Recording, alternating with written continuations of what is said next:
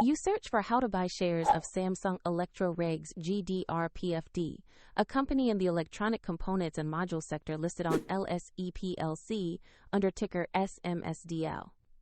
This video shows a neutral educational walkthrough and is not financial advice. To buy SMSD.L, you need a regulated broker.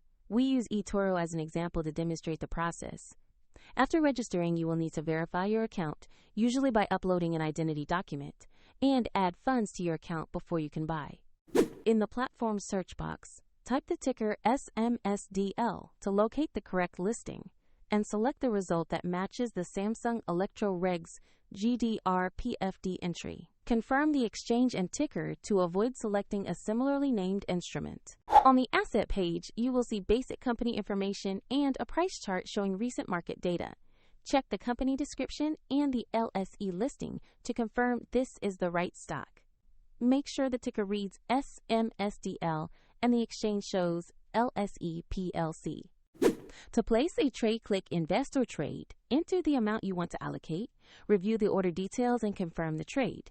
If the market is closed, your order will be queued or executed when the market reopens. If there are insufficient funds, the platform will prompt you to add money before it can confirm the purchase.